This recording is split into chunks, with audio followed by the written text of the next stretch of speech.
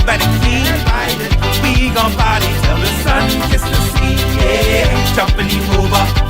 Head by the duck. Somewhere right now. It is 5 o'clock and it's a holiday.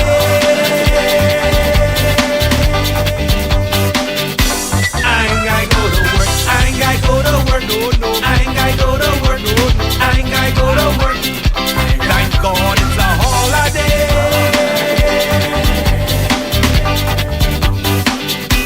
I ain't gotta go to work. I ain't gotta go to work. I ain't gotta go to work. I ain't gotta go to work. I ain't gotta go to work. Why my boss? Tonight, an evacuation plan underway for Bahamians in Dubai. We've got the latest. This as government continues to defend its stance on a recent tribunal ruling. And later, increases for public servants. We've got the good news coming up. Eyewitness News starts now. Good evening, everyone. I'm Janae Nawal. Thanks so much for joining us. Topping news tonight. As tensions in the Middle East continue to escalate, the Bahamian government now preparing for the possibility of bringing its citizens home. Officials confirming an evacuation plan is currently being developed for Bahamians living in or stranded in the United Arab Emirates as regional security concerns continue to grow. Our Lyndon Ritchie Jr. has the details in our top story tonight. An evacuation plan is now being developed for Bahamians living in the United Arab Emirates and those now stranded there as regional tensions continue to escalate amid the ongoing war between Israel, backed by the United States, and Iran. The Ministry of Foreign Affairs confirming that officials at the Bahamian Embassy are working to identify and assist nationals who may need help leaving the area. Deputy Chief of Mission at the Embassy of the Bahamas in the UAE, Eugene Poitier, telling Eyewitness News that efforts are now underway to determine the best way to move forward. Charter or transportation out of the UAE for those Bahamians that are interested. That is simply in the planning stage. Meanwhile, airspace disruptions continue to complicate travel through parts of the region as military activity, including drones and missile strikes, has forced flight suspensions in some areas. Authorities in the UAE report having intercepted more than 1,000 drones since the conflict expanded into the wider Gulf region. Bahamian officials say given the developments on the ground, ensuring the safety of citizens remains a top priority. This is a situation where the UAE is under attack. But the UAE's position is one of neutrality, and the UAE believes in settling these matters diplomatically.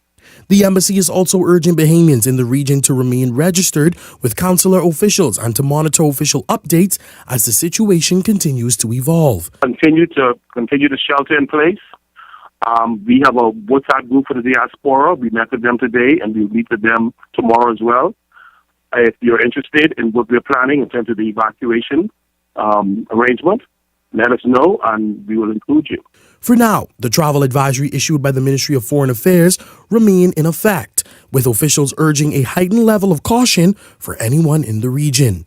Lyndon Ritchie Jr., Eyewitness News. Well, back here at home, a political clash erupting over the tribunal's arbitration ruling in the long-running dispute between government and the Grand Bahama Port Authority. Prime Minister Philip Davis calling the decision an historic step for Grand Bahama, while the opposition leader Michael Pintard says there's little to celebrate. The two leaders now trading sharp criticisms over what the partial ruling really means for the people of Grand Bahama. Tonight, the Prime Minister is seeking to set the record straight on the discourse surrounding who really won the tribunal arbitration between the government and the Grand Bahama Port Authority. The Grand Bahama Port Authority says it won. That's what they say, right? Yes. The FNM say that too. And the FNM, yeah. But I put the question to this House. One on what? Yes. Right? On their $1 billion counterclaim? Loss. Oh. It has been demolished. But opposition leader Michael Pintard is seeing it differently, arguing the government did not just lose ground in the arbitration, but has also failed the people of Grand Bahama. The Port Authority has been a sideshow that's not constructive in the way it was approached. And as far as we know, the claim the government submitted has been dismissed. So everything else about the arbitration pretty much is blah, blah, blah, blah, blah. The 139-page tribunal ruling handed down Tuesday granted what's being described as a partial award. The decision also states the GBPA has liability to the Bahamian people, with damages to be paid over the next 28 years. However, the total amount will be determined in a later phase of the arbitration process. But Pintard says there's little to celebrate, arguing many of the infrastructure upgrades the Davis administration promised since coming into office have yet to materialize. Again, hotel, it's closed. Is that a win? Again, with respect to the Rand Hospital, our people are not only hurting, suffering, but dying because of substandard conditions throughout our healthcare system. Is that a win? The airport has not been constructed. Is that a win? In a statement last night, the opposition accused the government of choosing what it called an aggressive legal path, only to fall short of the result it promised. They also disputed the government's description of the ruling as a, quote, monumental win, calling it a spin. Back in the House of Assembly, Prime Minister Philip Davis pushed back at Pintard's criticism. When the Port Authority tells the nation, one, and the leader of the opposition echoes the Port Authority instead of standing with his own government, the Bahamian people are entitled to ask a simple question: whose side are you on? Pintard later firing back. The hell with what other people are talking about doesn't make any sense. The Davis administration maintains the arbitration marks a historic turning point for Grand Bahama, one that gives the government greater autonomy to regulate and govern the city of Freeport. Devontae Hanna, Eyewitness News. While authorities say progress is being made in their efforts to clean up the jet ski industry, a task force established last year to address a spike in complaints from both local and tourists, including reports of sexual assault and misconduct by some watercraft operators, is now yielding results. Our Danielle Dean spoke with law enforcement officials about their progress. 48 search warrants executed as police crack down on illegal activity in the country's jet ski industry.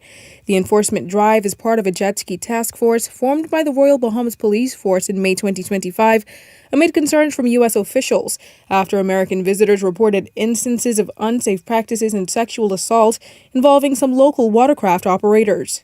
During this period, officers conducted 3,600 stop and search operations, 3,650 name checks, and made 45 arrests. Commissioner of Police Shanton Knowles says the task force has also inspected more than 5,400 motor vessels, tracked 4,000 businesses, and apprehended 4 illegal immigrants while targeting illegal tour operations. Authorities also seized 2 mopeds, 6 jet skis, and 2 30-foot vessels used for tour operations. U.S. Embassy Deputy Chief of Missions Kimberly Furnish calling the operation a step in the right direction, adding the embassy looks forward to continued partnership with the government and law enforcement to prevent future incidents. We will provide resources, training, we will provide our partnership, we will provide our friendship. Our goal is not only to address immediate risks, but also to empower you with these tools and knowledge needed to anticipate future incidents. The commissioner says police will continue frequent patrols of beaches and tourist hotspots while prioritizing a victim-centered response after incidents, including protection counseling, investigative support, and medical care. Danielle Dean, Eyewitness News. Well, the Royal Bahamas Police Force monitoring some heightened reports of domestic violence, but what is even more alarming is instances of accusers asking for their cases to be dropped. We cannot coerce anyone not to make that request of the courts. Our job is to look out for the safety of everyone. And so if that is the desire of a victim to request that a matter be dismissed, then it's up to the courts to look at the evidence and determine if this person is acting in their own good faith, in good faith of the community, and in, of course, good faith of those who are before the courts charged. And meantime, Bahamas Crisis Center founder Dr. Sandra Dean Patterson says women tend to drop cases out of fear that their children won't have a present father, and more commonly because they want to believe that perpetrators will change. A 3-day domestic violence workshop concluding today on Grand Bahama to address an uptick in cases there. Dean Patterson, a keynote speaker, and worries about the children that witness these disputes, as statistics indicate that boys that do are likely to become perpetrators and girls the victims. The numbers of unreported people who don't talk about it are even greater than the reported. And we're grateful that the police have established a domestic violence unit, and I think that's made a difference. But a woman will leave 7 times before she leaves for good, because she keeps hoping that it'll get better, that and you see, you need to understand the cycle of violence that occurs.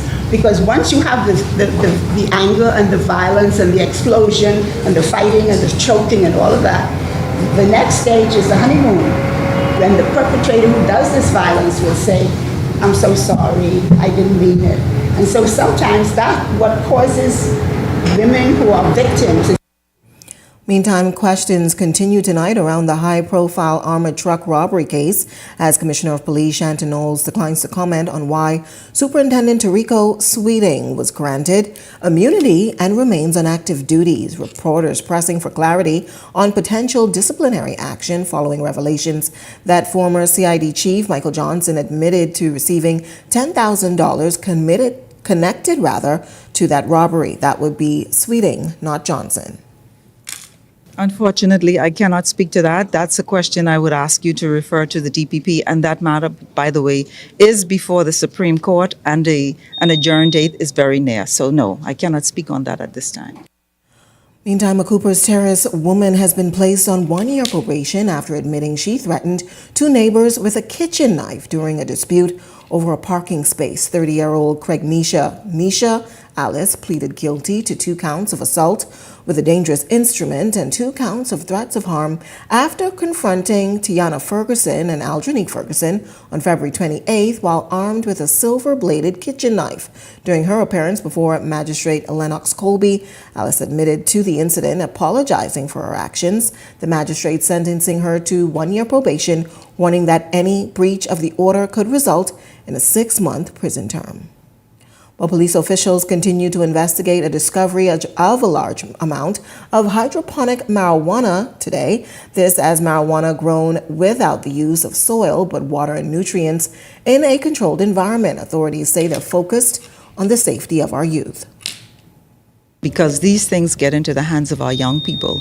I don't have that information, but I do know that we found a considerable amount of hydroponic marijuana yesterday. Not a farm, but I think it was 111 packages of hydroponic marijuana that were taken from the streets of New Providence yesterday. And so, again, I say thank you to my officers from the Drug Enforcement Unit who remain vigilant to clean our streets from these kinds of things that affect our young people, especially young people.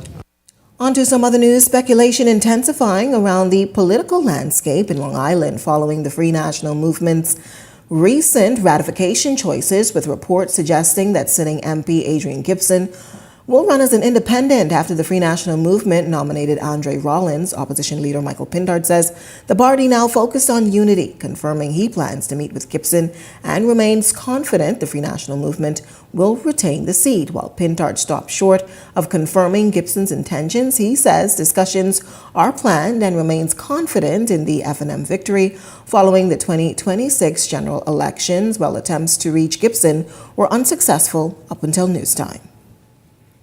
I have no thoughts on that. I'll speak to my brother and our colleague, and we'll find out what the facts are. You think I've just said we will win Long Island. A number of former sitting F&M MPs announced their independent candidacy. The latest, former Prime Minister Dr. Hubert Minnis. Reporters questioned Pintard on his thoughts surrounding his campaign. Your thoughts on former Prime Minister Hubert Minnis launching his independent campaign this week? When I woke up, he was not top of mind. When I go to sleep tonight, he was not top of mind. That's not going to change during the day. Well, Prime Minister Philip Davis revealing a rise in public sector salaries, which he says were the result of government revenue and not by cutting on spending in other critical areas. This latest revelation follows a salary review carried out by the Davis administration late last year, in which the government sought to make salary adjustments across several agencies. Davis says the bulk of the salary growth came in just this fiscal year alone. The total amount spent on public sector salaries has grown from $738.4 million to a projected $937.9 million in the current fiscal year. Base salaries have risen from $649 million to over $807 million. Allowances have been adjusted to address recruitment challenges and the very same cost of living pressures that affect every working Bahamian. These were planned increases, phased responsibly, and paid for by improved revenue performance. We did not sacrifice spending on health, education, or social services to make room for these increases. We managed both. Well, your daily poll question tonight: after the collapse of Eyewitness, which damaged investor confidence, the Bahamas International Security Exchange says it plans to launch its own crowdfunding platform with stronger safeguards as efforts move forward. Many are questioning whether trust in crowdfunding can truly be restored. Eyewitness News turning to social media, posing the question tonight: what will it take to feel confident investing through a local crowdfunding platform? 54% of participants voting clear government regulation, 19% voting strong transparency, 5% voted for a proven track record over time, while some 22% voting I wouldn't consider crowdfunding at all. Be sure to continue to participate in our daily digital polls as your voice matters. Well, if you've got a news tip or if you've seen news in the making, call the Ion News hotline at 397-6397. We also invite you to send your letters to the editor for publication on all of our social media platforms, Eyewitness News Bahamas at gmail.com. And if you're watching on our Facebook or YouTube page, share your thoughts about today's stories in the comments section. We want to hear from you. Coming up in Eyewitness News tonight, lower power bills. We've got the details on that coming up. It's a story you don't want to miss. And later tonight, some new roads for Eleuthera. We've got the latest update when we come back.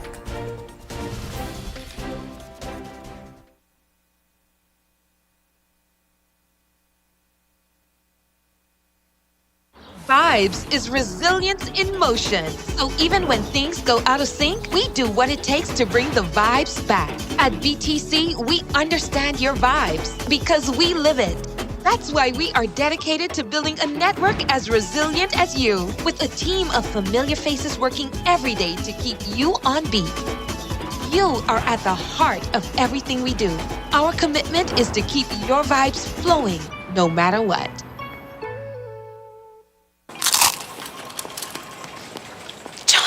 I just found out that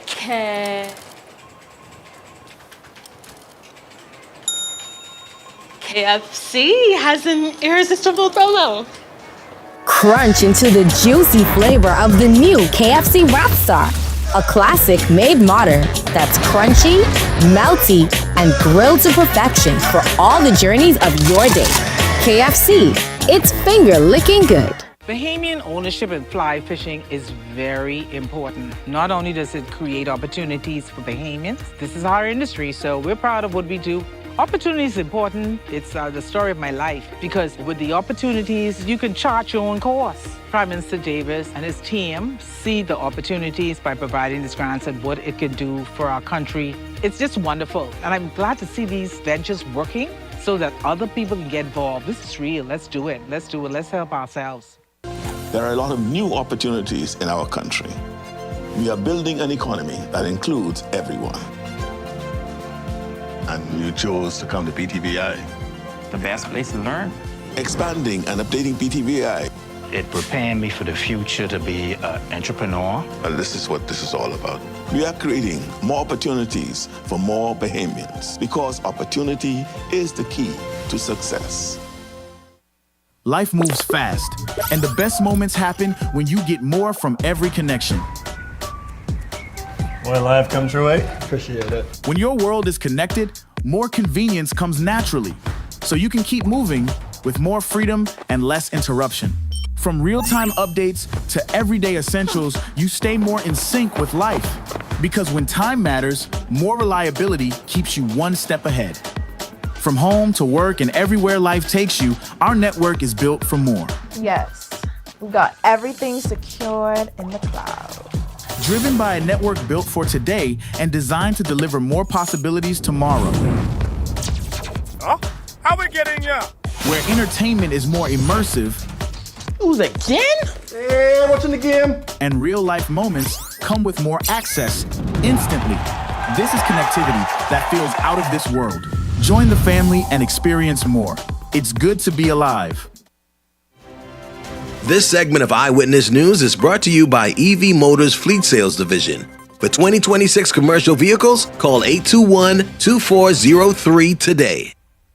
Welcome back. Here's a look at your Eyewitness News gas tracker. You're getting the cheapest tonight at Esso, $5.11. Rubis and Shell, both at $5.31. Tonight, your local prices at the pump. Well over 60,000 households across the Bahamas now paying light bills of less than $125. This according to Prime Minister Philip Davis, who announced the major drop during his address in the House of Assembly during the mid-year budget debate today. Speaking on his administration's work on the energy front, Davis attributed the sharp decrease to a new equity rate implemented by the Davis administration, the delivery of a promise he says he made to the Bahamian people to address the high cost of living.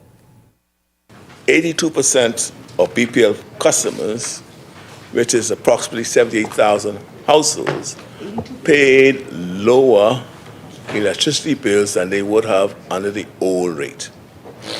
44% saw their bills fall by at least 15%. I say at least 15%. In some instances more.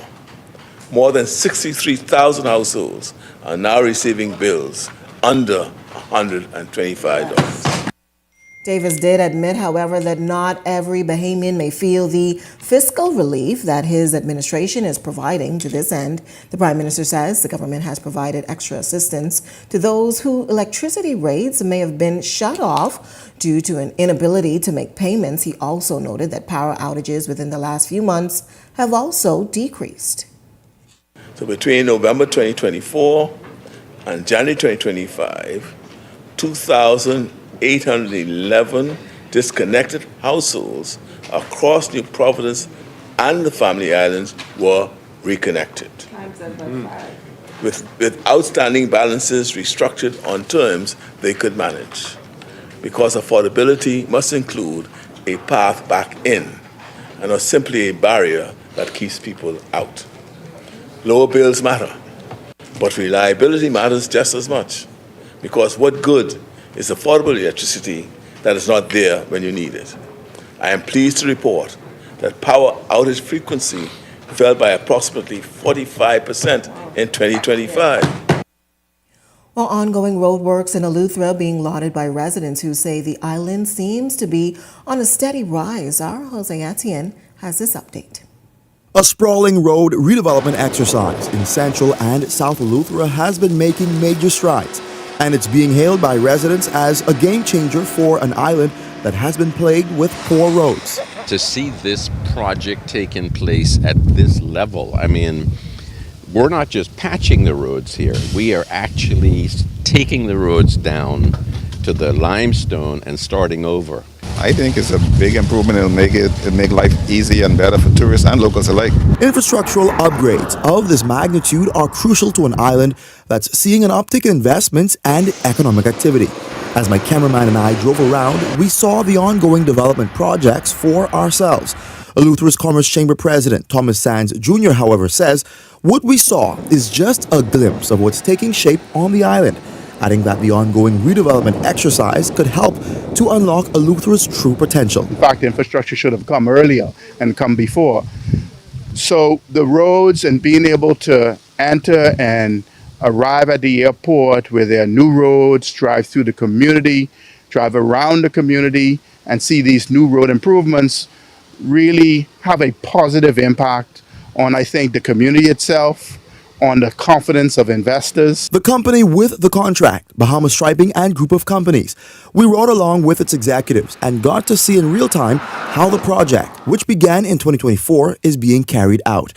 From asphalt being placed on major roads in Dean Castle to unpaved roads being widened in Deep Creek amid ongoing construction efforts. We have all of the south pretty much already paved. We are currently finishing up the waterworks inside Bannerman Town, John Miller's area.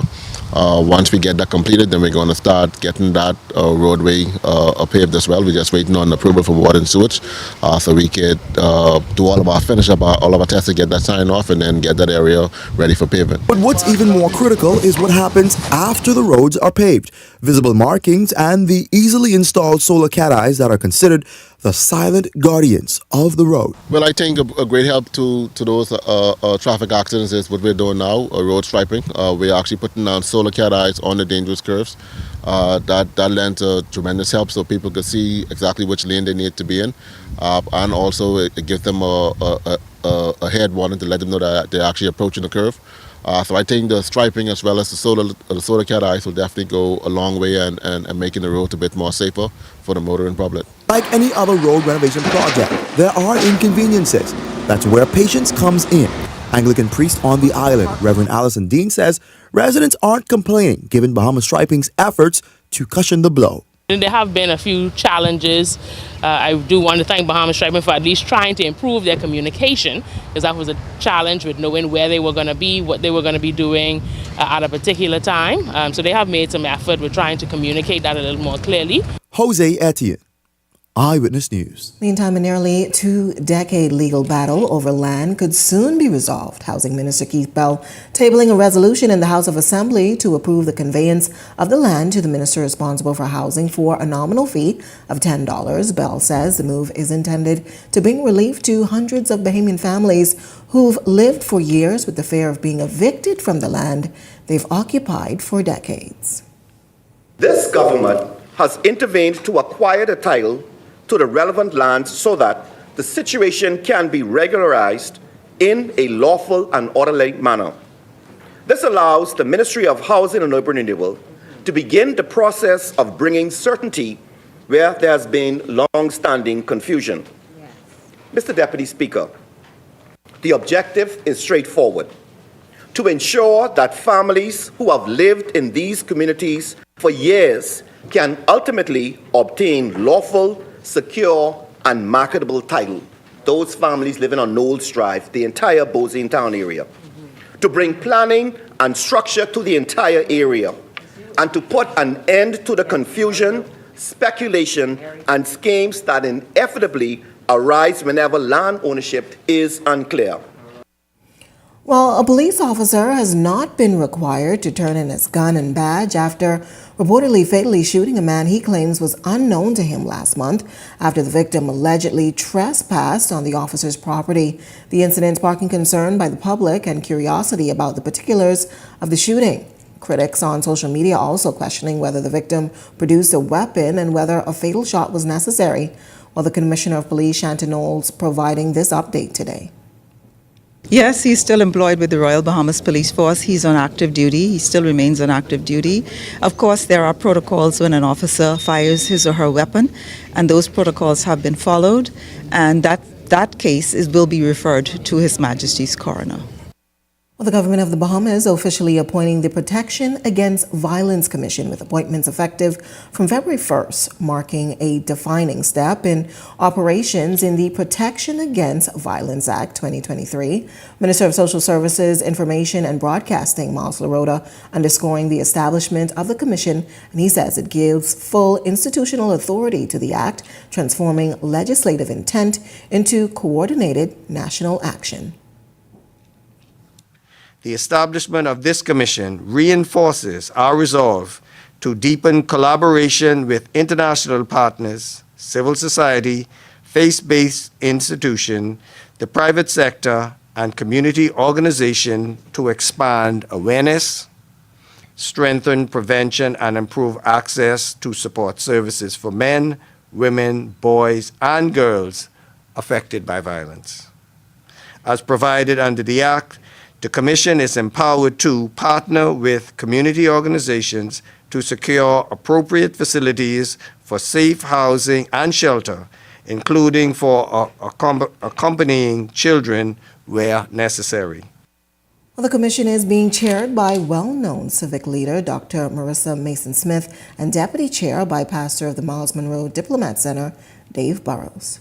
When I look at the act and look at the strategic plan, there is family, there's similarity.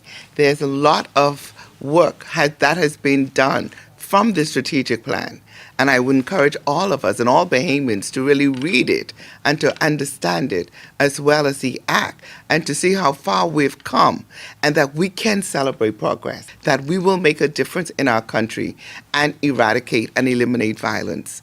And that is important for us as a people, to have healthy and a safe environment.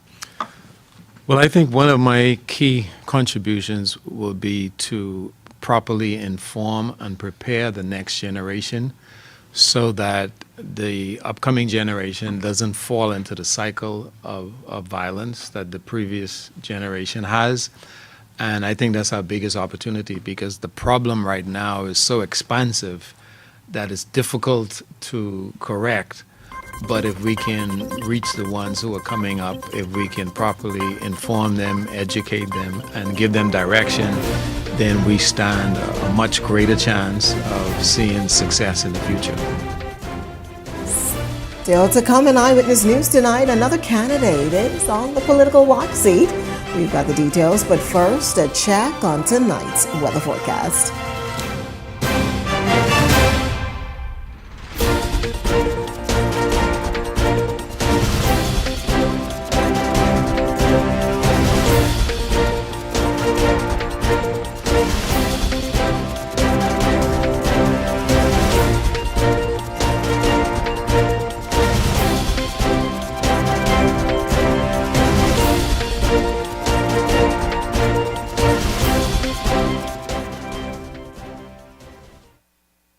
The Lord is my shepherd, I shall not want. He maketh me to lie down in green pastures. He leadeth me beside the still waters. He restored my soul. He was such a good man to me. I had no choice but to spend everything he left me on this funeral. Why didn't you go down to Serenity Funeral Home? Who? Serenity Funeral Home. You do know they have packages, complete packages, started at just $5,995, right? Whoa. Come on, something wrong with you, eh? What's wrong with you, man? Why are you so silly? You mean to tell me all the money I leave you, you can spend that on the other funeral home? You don't even know that there's a package deal at Serenity Funeral Home for only $5,995. I'm not getting it. Wait. Where you going? I going to the people who have my money so I can go back to Serenity and pay them for a decent funeral. But what a time to be alive. Oh, that's easy for you to say. I can't even dare to write.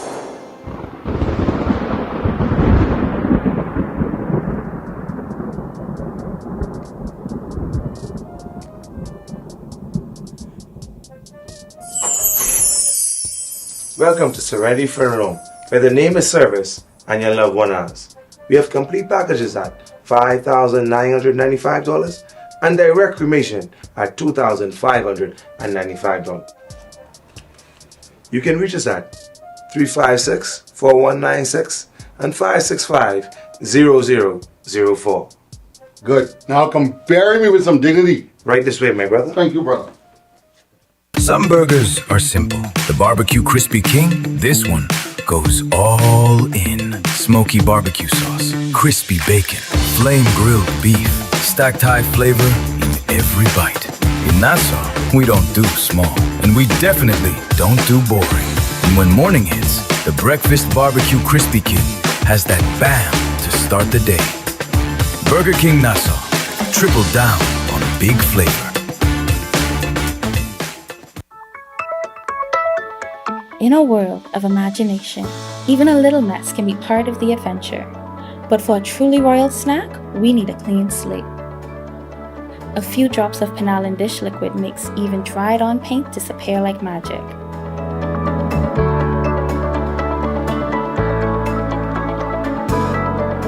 Penalin dish liquid, powerful cleaning in 3 fresh scents.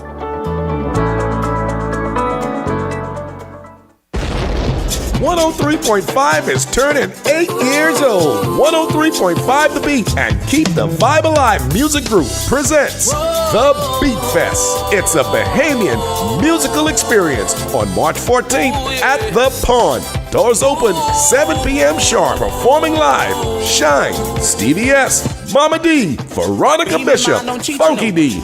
All backed up by The Pond Band. Hosted by Joe Cools, 1K Gaza, and Jess Mo. Music by 103.5 The Beat DJ. Tickets available now at all Beauty Shack locations. General admission, 30. VIP, 75. Get your tickets early. Spots are limited. Sponsored by Mazzari International, The Plug, and The Beauty Shack. And of course, 103.5 The Beat. You're watching Eyewitness News. Welcome back. Well, all eyes on Garden Hills tonight. In this episode of Political Watch, our Janelle Longley sitting down with the Coalition of Independents pick for that constituency. Here's that report. Constituents of Garden Hills, pull up a seat because class is in session and your teacher is here. With 20 years in education under her belt and a passion for young people, second-time political hopeful Aisha Clare is hoping to nab the hearts of the Garden Hills community. I would like to be remembered as the mover and the shaker who didn't just speak but got things done. But this time around, she's putting a special focus on implementing support for those with special needs, an increased pressure that actually derived from a conversation with a resident while campaigning. It was about 6 in the evening and it gets dark. And she's like, I'm tired. And he is 13 years old. And she said, I don't know what mood he's in. She said, there's no facility in this country for autistic children, like if you are tired and you need a break, somewhere to take them, that they can get counseling or that they can get the help that they need that is public. The question is, however, with 2 decades in education under her belt and a built-up resume for community activism, why not do the work as a private citizen? Why politics? Why now? Why a second time around? As a citizen, you can speak all you want, you know what I mean? You can have people listen. But when you are at that status as an MP, it's different. It's different when you speak, people actually listen. But the real battle is only just beginning. She has less than a year to convince over 5,000 residents that she deserves the check mark over incumbent Progressive Liberal Party candidate and Minister of Youth, Sports and Culture, Mario Boleg, and a Free National Movement political newcomer, but well-known national, Rick Fox. Listen to some of the cliches. They say, if you want it done right, get a woman to do it. And I'm the woman to get it done. Janelle Longley, Eyewitness News. Also to come in Eyewitness News tonight, our Devontae Hanna has your latest check on sports right after this break.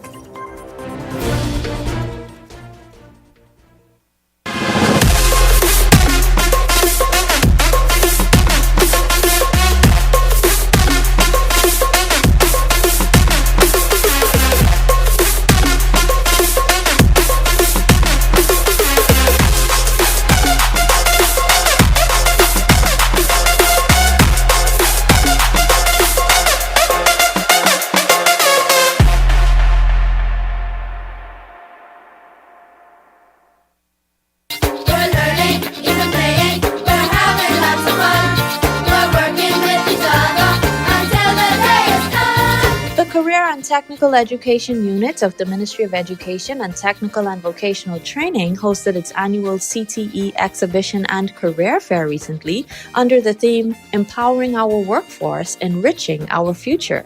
Education Minister Glenys Hannah Martin toured the exhibition and highlighted the importance of the ministry's focus on career and technical education. We are putting a premium on building skilled young people as they go into the economy.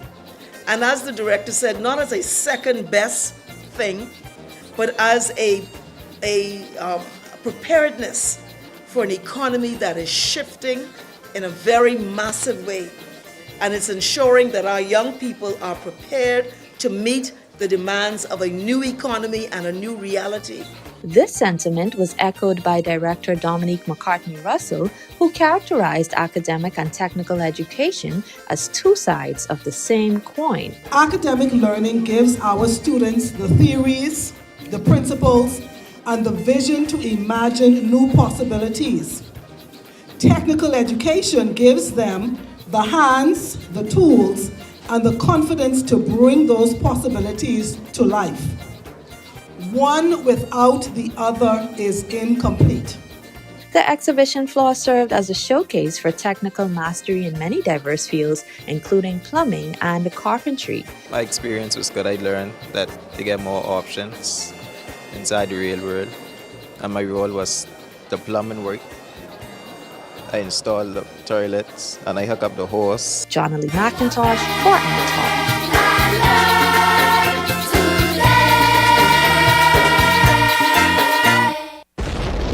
103.5 is turning 8 years old. 103.5 The Beat and Keep the Vibe Alive Music Group presents The Beat Fest. It's a Bahamian musical experience on March 14th at The Pond. Doors open 7 p.m. sharp. Performing live, Shine, Stevie S, Mama D, Veronica Bishop, Funky D.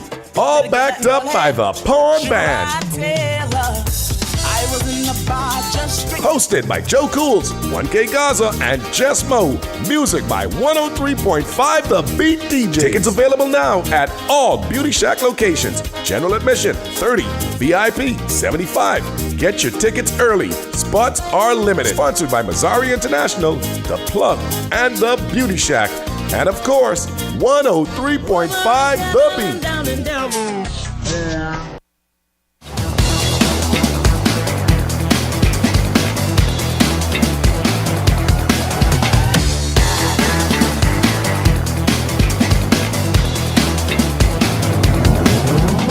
Eyewitness Sports is brought to you by 103.5 The Beat.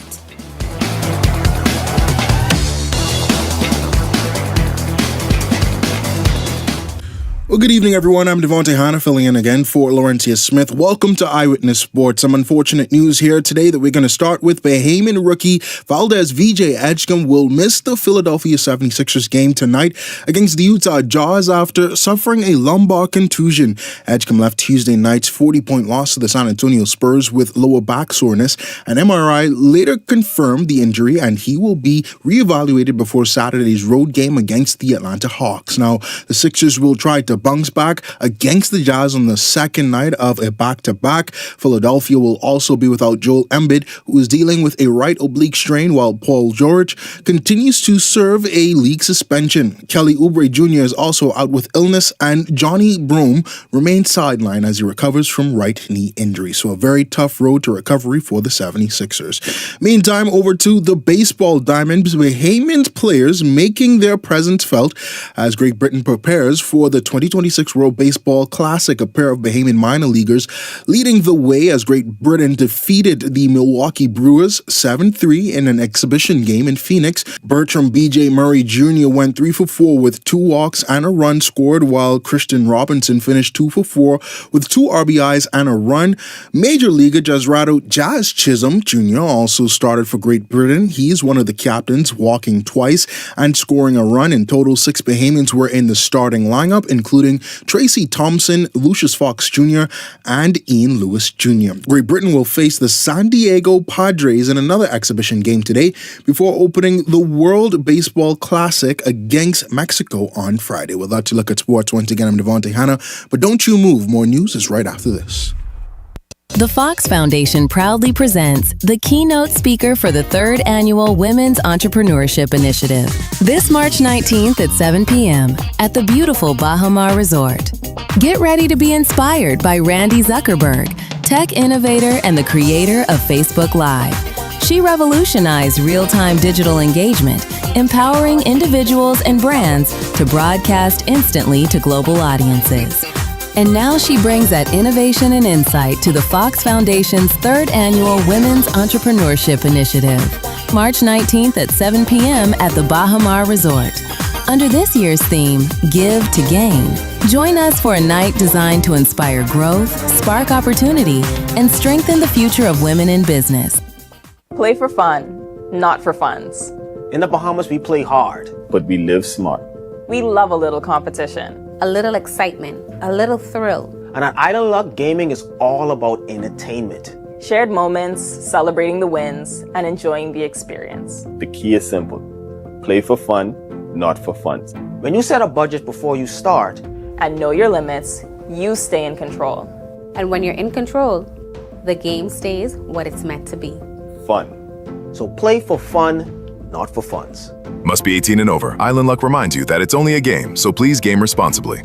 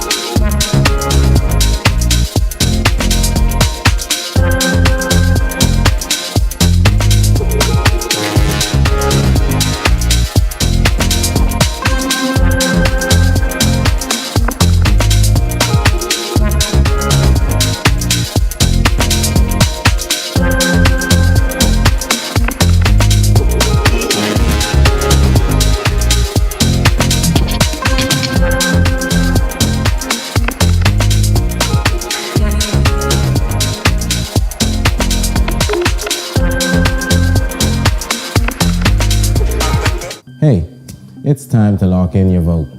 Your vote is your power. With the new boundaries in place, you may need to transfer or confirm your voter registration. And if you have never registered or didn't plan to vote, don't get left out on one of the most important decisions of your future. Make sure when election day comes, you're ready to say, your say, your vote, your choice.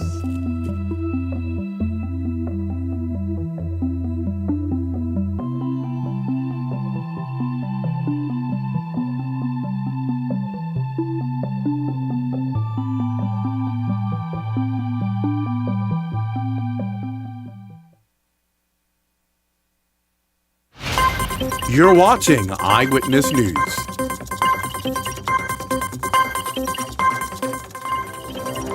Well, that wraps up news at this hour, but coming up and beyond the headlines with Shanique Miller, she talks to the National Security Minister on the arbitration process.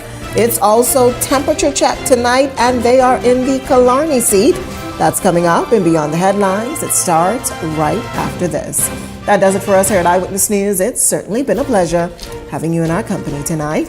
On behalf of the entire news team, I'm Janaea Nawal saying good night and be safe, everyone. Wealth should not only belong to a select few. At Investar, we believe the door should be open to everyone. We provide options for planning a better future.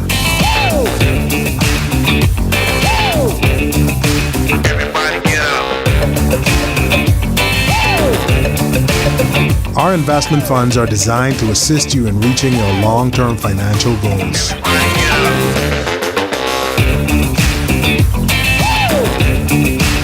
Let us show you how.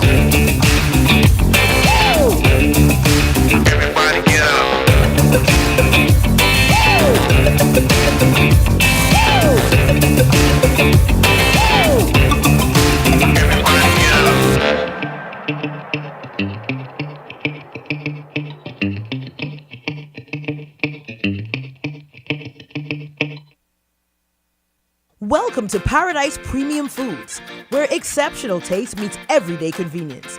Right in the heart of Hurricane Hole Plaza, whether you're planning a beachside brunch, an intimate dinner, or simply restocking your favorites, we offer only the finest selection of local and imported goods, handpicked for quality, freshness, and flavor.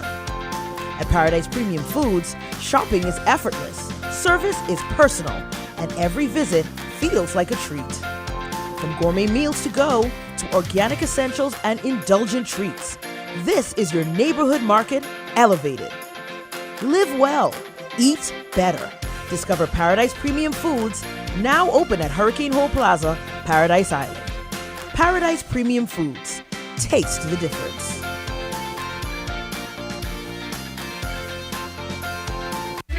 Once something becomes the common behavior, it is the common behavior. When you operate at that level, personal emotions simply cannot float to the top. For the average normal person that goes to the store, things like that affect us. They must be judicious in the execution of their duty. Well, I think whatever the nurses want, give it to them. Hedges, you know you do everything on your phone now. You see how old he is? What are we walking back? That Bimini is no longer an island? That's okay, not because what he was trying to he also say. Carla, I don't even know what breadbasket anymore either. What do y'all people say?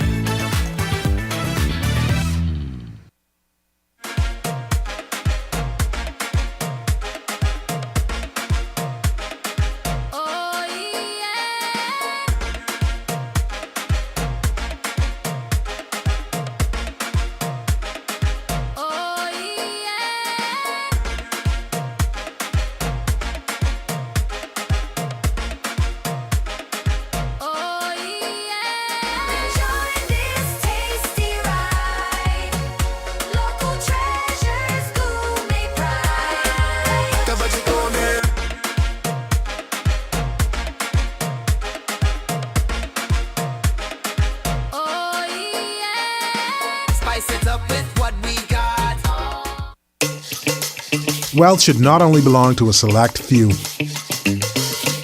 At Investar, we believe the door should be open to everyone. We provide options for planning a better future.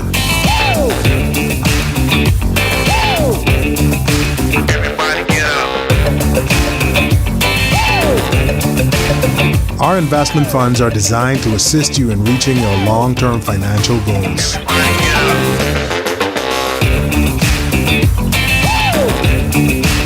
Let us show you how.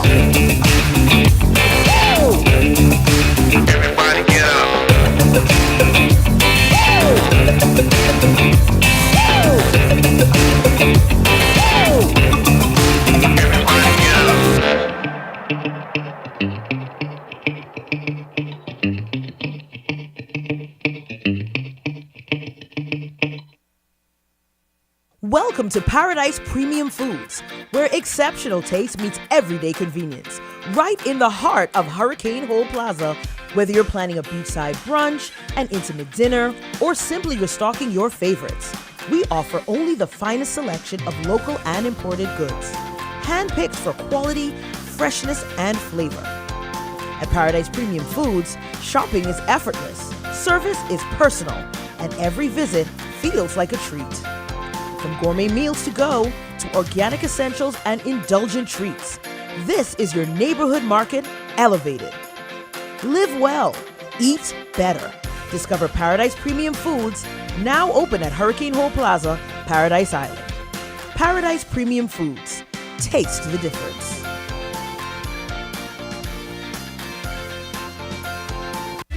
Once something becomes the common behavior, it is the common behavior. When you operate at that level, personal emotions simply cannot float to the top. For the average normal person that goes to the store, things like that affect us. They must be judicious in the execution of their duty. Well, I think whatever the nurses want, give it to them. Hedges, you know you do everything on your phone now. You see how old he is? What are we walking back? That Bimini is no longer an island? That's okay, not because what he was trying to he also say. Carla, I don't even know what breadbasket anymore either. What do y'all people say?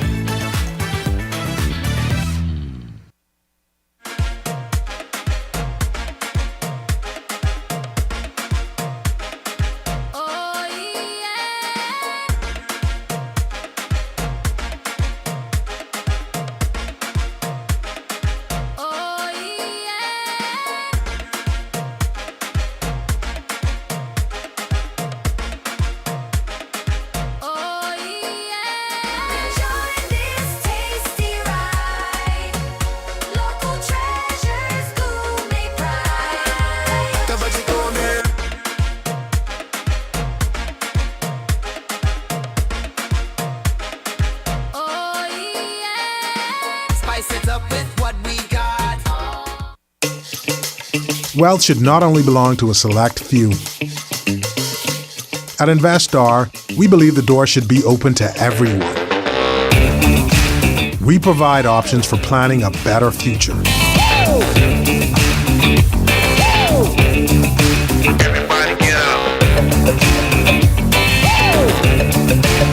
Our investment funds are designed to assist you in reaching your long-term financial goals.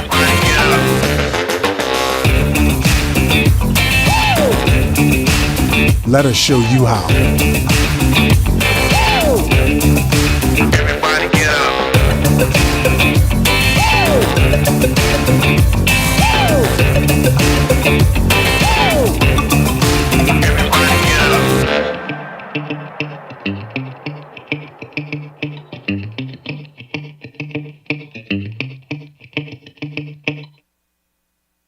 Welcome to Paradise Premium Foods, where exceptional taste meets everyday convenience. Right in the heart of Hurricane Hole Plaza, whether you're planning a beachside brunch, an intimate dinner, or simply restocking your favorites, we offer only the finest selection of local and imported goods, handpicked for quality, freshness, and flavor. At Paradise Premium Foods, shopping is effortless, service is personal, and every visit feels like a treat. From gourmet meals to go to organic essentials and indulgent treats, this is your neighborhood market elevated. Live well, eat better. Discover Paradise Premium Foods, now open at Hurricane Hole Plaza, Paradise Island. Paradise Premium Foods. Taste the difference.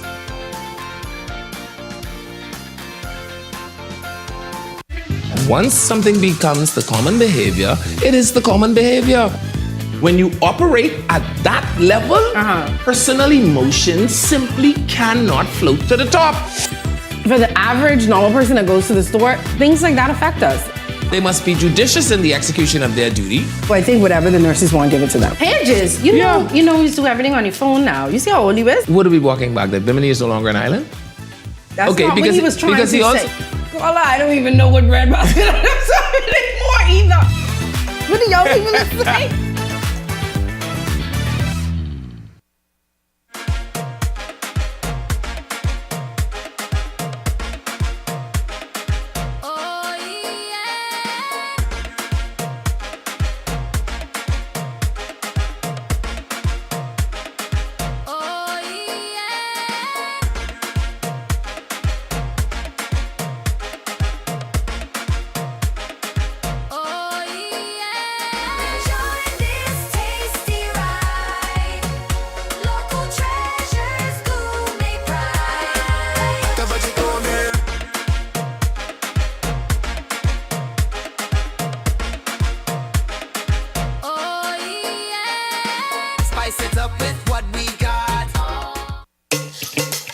Wealth should not only belong to a select few.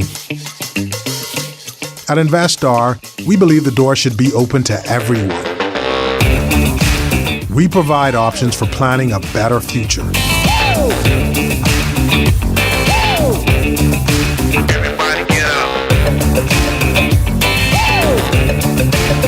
Our investment funds are designed to assist you in reaching your long-term financial goals.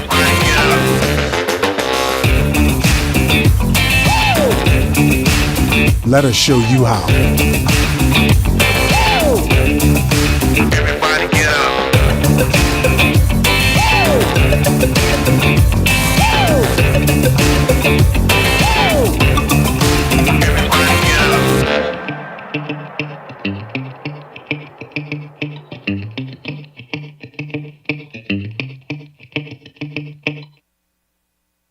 Welcome to the thoughts, views, and comments expressed by the hosts, guests, and callers on Beyond the Headlines are not necessarily those of management, ownership, or production unit of the Verizon Media Group. Beyond the Headlines is a production of ILTV Studios and cannot be reproduced or represented in part or entirety without express written permission of the Verizon Media Group. Beyond the Headlines is the intellectual property of the Verizon Media Group. Copyright 2021.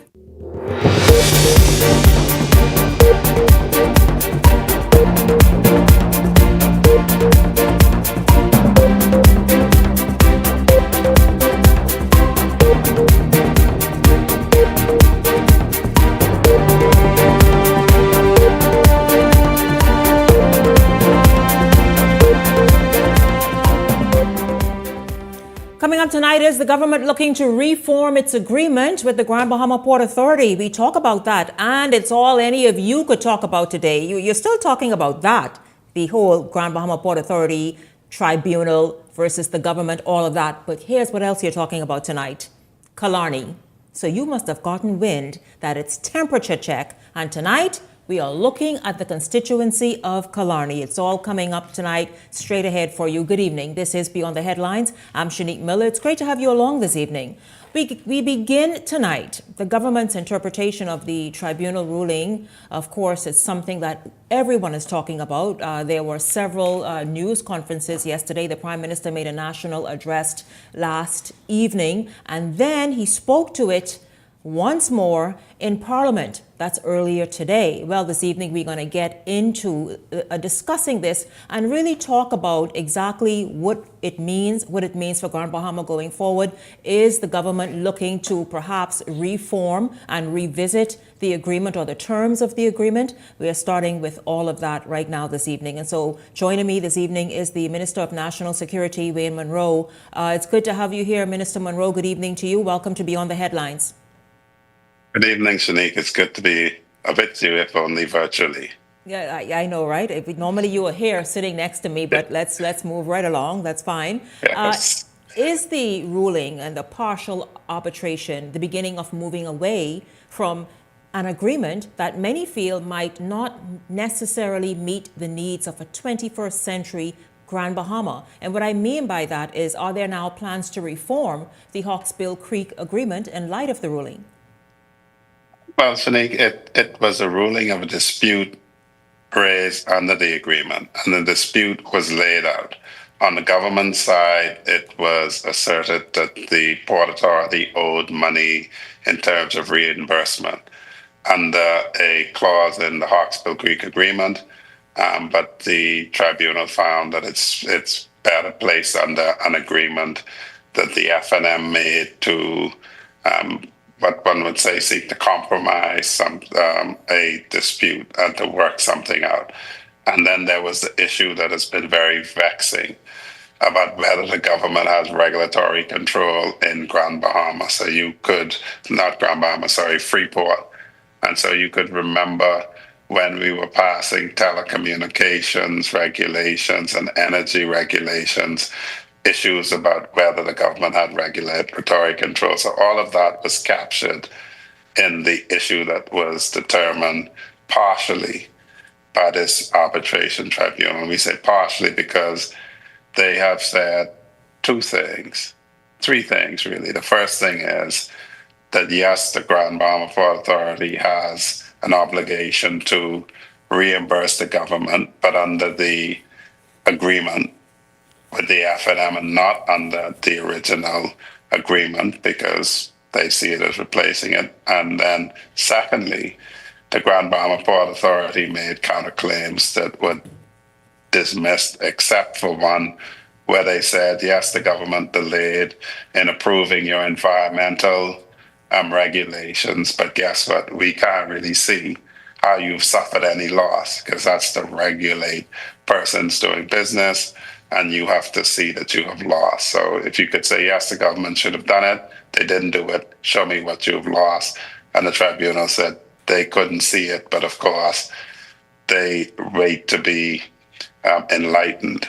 And then the most important was when the tribunal says, yes, indeed, something that had been disputed for years and years, the government is still the government in Freeport. The Port Authority is not the central government in Freeport, and the government retains the right to regulate. Now, there is a fact that if the Port Authority does not like the interpretation in this binding arbitration, they might wish to exit, or they might wish to approach to get a restatement. But on the face of it, the arbitration tribunal just said, look, in the words of the chairman of the PLP, you got to pay them what you owe them. And yeah, they were slow in approving your regulation, but you have to show us without cause you any loss. And yes, they can regulate things in Grand Bahama. And yes, there's still the government in Grand Bahama, particularly in this part of Grand Bahama, Freeport, where for ages people were asserting that the government couldn't regulate, couldn't do that, and that was for the Port Authority.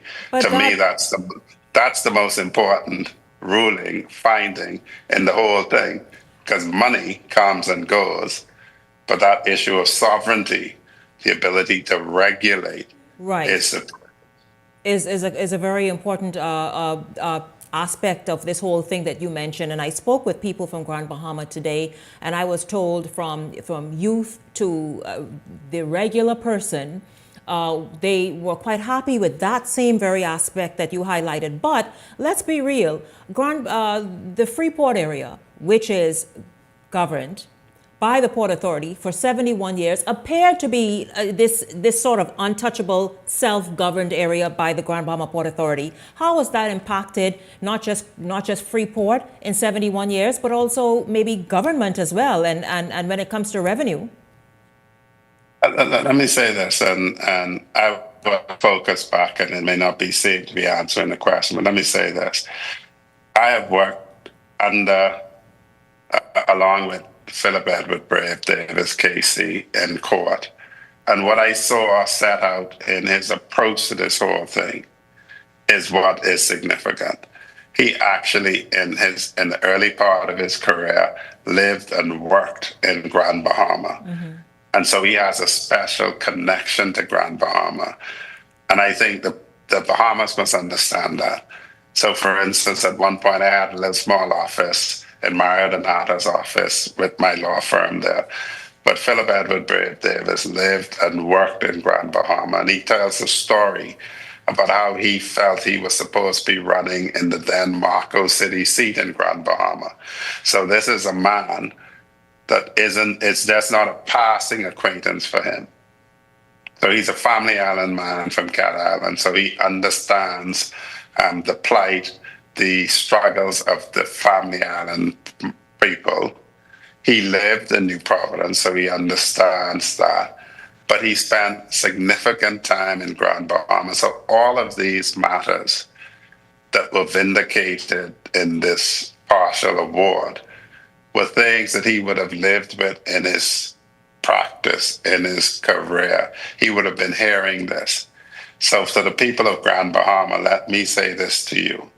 The Prime Minister of this country, Philip Edward Brave Davis, knows your plight, feels your plight, because he lived it. And so that is a part, and when I reflect on the passion with which he spoke about this arbitration, that explains it, because he lived it, he knew it. Right. And what is so sad, Shanique, is he's now in New Providence. But look at the reaction of the people who still live in there. These opposition members who got let's talk about what the opposition said, because you didn't answer. I wanted to know, how were the people in 71 years affected poorly by this Hawksbill Creek agreement that was renewed or revisited sometime, I think, in the 90s, I'm understanding. But the opposition says, listen, this is not the win the government says it is, because it's been a waste of time, of money, of resources that could have been better placed and put elsewhere. How do you think, Minister Monroe, that this was money well spent, or is money well spent? Because it's partial, that means it's ongoing and there are other parts to it. But that the people do and will benefit. Actually, the licensees of the Grand Bahama Port Authority have been complaining for quite some time. And if the people who say they're from there, who say this is F&M country, thinks that it is money not well spent to get a positive binding ruling that no, there is no king in Grand Bahama called the Grand Bahama Port Authority, I wish all the licensees of the port should take notice of this. All of the people in Grand Bahama should take notice of this. These people who had the ability, when 5 of them were there, to bring this same challenge, but did not, they are now saying that a arbitral body having found that the Port Authority is not king in Grand Bahama cannot lord over you in Freeport, Grand Bahama. They are saying that that's not money well spent. What that's saying is they would not have spent the money because they don't care to have that finding, because that's the only way that you have that finding. And so it is very telling that Marco City, East Grand Bahama, thinks that the money spent to have a declaration that the government is still sovereign in Grand Bahama is not money well spent. I don't, if I were in Grand Bahama, I would tar and feather them right in the center of town. I want to ask you about the relationship moving forward. Obviously, this is not the Grand Bahama, the Hawkesbill Creek Agreement is in place certainly until 2054, as we've been hearing. How do you think it's going to be a thorny, hostile relationship? And how does the government plan on linking hands again so that more can get done in a better, more perhaps more accountability, and what Freeport has been really calling for now for a good handful of years, for things to begin happening once again in Freeport? How does the government plan on saying, listen, yes, we the government, yes, you must answer us, all these things will go through us, but to also have a come by here moment with the Port Authority? A come by here moment is a mutual thing. What the award does is say, this is what happens going forward. You have to pay what you owe them. And if they have a difficulty doing that, if they have a difficult relationship with the government, as a lawyer, I know that if you have a difficult relationship and you decide that it cannot continue, then you just go and work out terms of dissolution. If you're not married, that's just separating your assets. If you're married, then that's the divorce. The attitude going forward will be determined by the attitude of the Port Authority as they respond to the government. There is disappointment not only on the government's part, but on the people of Freeport and Grand Bahama about the lack of, for want of a better word, productivity and delivery of the Port Authority as of late. And so that is something that will have to be reflected upon. Sometimes something just runs its course. This is the second generation, and maybe it's time to move on. That will be a decision for them. And this is that's exactly what I want to ask you. Do you think it's time now that Hawkesbill Creek Agreement, something called a Grand Bahama Port Authority that manages Freeport, that it's time that maybe that's looked into with a view of saying this has run its course? That would be a matter for all parties. I'm not going to trespass into that, Shanique. What I can say is this. Sometimes it's a matter of personalities. You will look at a mechanism, and it might be that if properly executed, it can work quite fine. But when the execution stops being proper, then you may have to replace parties. Sometimes you have to revisit the agreement. Sometimes it's just a matter of replacing parties. Everyone in Grand Bahama and Freeport tells me that over the course of time, things have deteriorated, and that's for many reasons. It is time for there to be serious introspection, because the city of Freeport is very vital, and it affects the lives of Bahamians, investors, and visitors alike. And it is something that should not be the whim of limited individuals. And so what this partial award would do is say, stop, reflect. The government does have a right to reimbursement. The government is still the government. You as the Port Authority should reflect on whether this is a model that you are prepared to work with and that you are prepared to make work.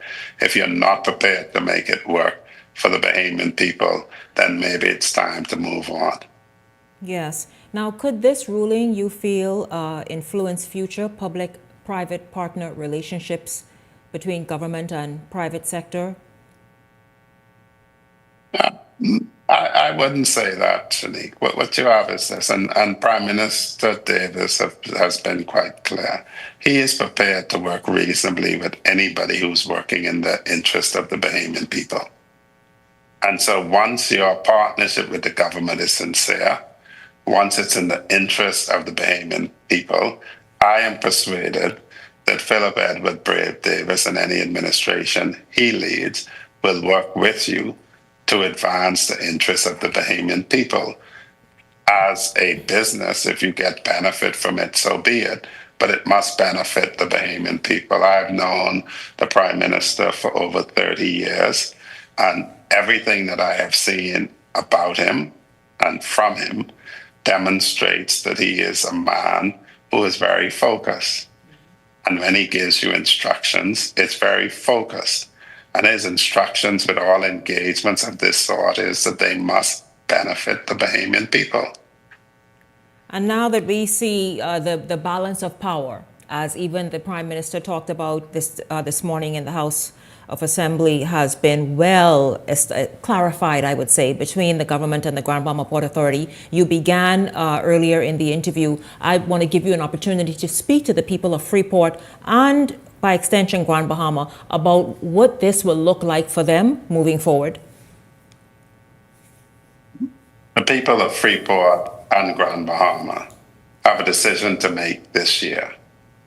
And that decision is, do you stay with a man who lived with you, who clearly in this action looked out for you?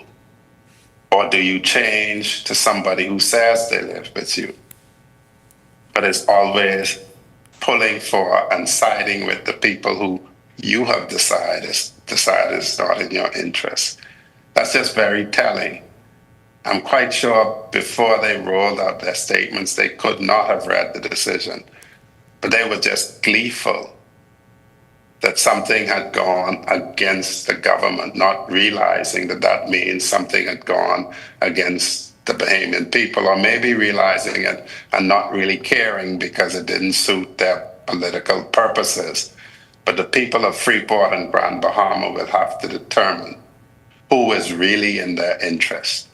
A government who decided to invest and pay to establish that the Bahamas includes Freeport, includes all of the Bahamas, or a party, as you have said, who decides that it's not worth investing money to establish that the Bahamas includes Freeport. Everyone in Freeport and Grand Bahama, in Marco City, in East Grand Bahama, in West End, in Central Grand Bahama, has to make that decision. And I think the decision, in my humble opinion, the decision of this arbitral tribunal and the reaction to it shows that the obvious choice for Grand Bahama should be, in the election that must come this year, should be the PLP, and they should choose more progress, because this decision is progress. Minister Monroe, before we really wrap up, I want you to put on your national security hat. I want to ask you about the prison. Earlier this week, it was said that only 2 of the 8 washing machines are working, that judges are saying the prisoners are showing up dirty and not quite dirty to court, and is not pleasing in the courtroom. Can the machines be repaired, or is this another bill that the Bahamian people will have to pick up? Let me tell you this, Shanique. I've been going to court from the time I first came back from England in 1990. Prisoners came to court smelling funny. And that's just a fact. Since we've taken the chair, the prison has been in such a state that we've had to invest close to $200,000 in replacing the water system for maximum security. We had a serious sewer breach we had to fix. We had kitchens that were condemned. The plant at the prison is old and decaying, which is why we've committed to replace it. And the reality of it is that we continue to plod along with patches while we work to bring about full reform. And you see, this is more progress that is coming. We've started the virtual court to move on to the actual new prison, and that's progress. And so, again, this is something everywhere you look. And this washing machine is another issue. That we met decay. We moved to try to fix it. And we are implementing short-term, medium, long-term solutions. What's the short term? What's the short term there? Like who was picking up the dirty, soiled clothes to go take it where? The short-term solution, according to Commissioner Pérez, they take it to the wash house. Which one? It's not very difficult. You take it to the wash house. I understand they've been borrowing parts from Superwash to fix the washing machines. And they're putting a procurement out in the procurement system that the FNM keeps saying that we have to use to procure washing machines. So we're abiding by the rules for short-term fixes while we build a new facility. But as I keep coming back to say, Shanique, and every time you hear me going forward, since what is in the air, I will point to the progress we have made and say to the Bahamian people that you have a chance to choose progress. And all you need to do is listen to the opposition, and you will see that all they are doing is criticizing us for not doing things quickly enough when they did nothing. Minister Wayne Monroe, thank you very much. Minister of National Security, speaking on that tribunal partial ruling and arbitration that's been in the news from yesterday to last evening to again today, and many, of course, and all over social media, it's still really the hot button topic. And of course, answering the matter of the prison washers. You heard him say they wash you, press you, clean you. Super washers handling business right now until things can be more permanently put in place. I thank you very much, Minister Monroe. Thank you for joining us this evening at the top of tonight's show. Well, don't go anywhere. Stay exactly where you are, because when we come back, it's Wednesday. You all know that. Somebody asked me, what is this, Shanique? I said, are you kidding? Temperature check. We're back right after this.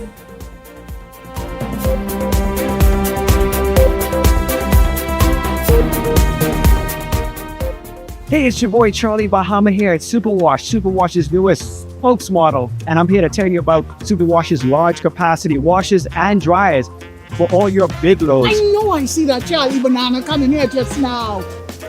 Luckily it's also big enough for me to hide it. I thought he was right over here where these large capacity washer and dryers is. They're big enough now to handle your big loads, you know. Yeah, like your comfort on your blanket. But just look at us. Somebody forget to turn on the dryer. Oh, stop!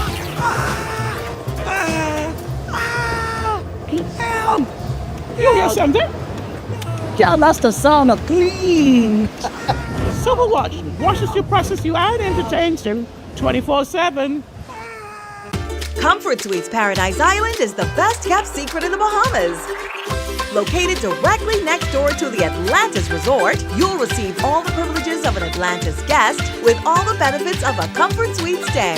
Enjoy everything Atlantis has to offer, including Aquaventure Water Park, plus all the amenities of Comfort Suites. Free Wi-Fi, free breakfast daily, and kids stay, play, and eat free. Visit ComfortSuitesPI.com. Hey, it's time to lock in your vote. Your vote is your power. With the new boundaries in place, you may need to transfer or confirm your voter registration. And if you have never registered or didn't plan to vote, don't get left out on one of the most important decisions of your future. Make sure when election day comes, you're ready to say, your say, your vote, your choice.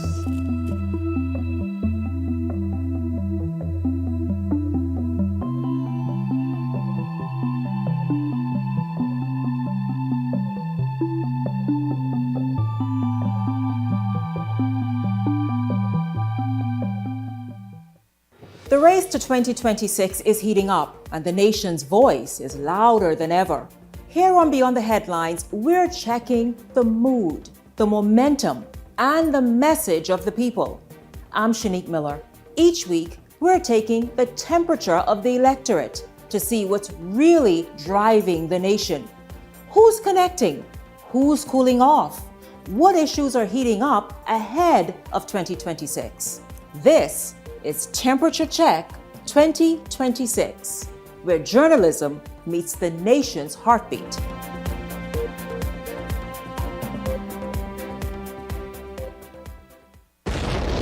103.5 is turning 8 years old. 103.5 The Beat and Keep the Vibe Alive Music Group presents The Beat Fest. It's a Bahamian musical experience on March 14th at The Pond. Doors open 7 p.m. sharp. Performing live, Shine, Stevie S, Mama D, Veronica Bishop, Funky D.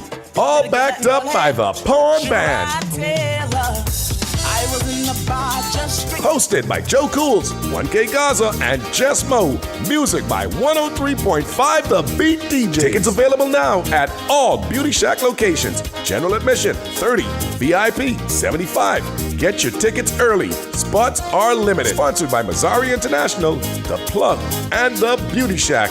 And of course, 103.5 The Beat.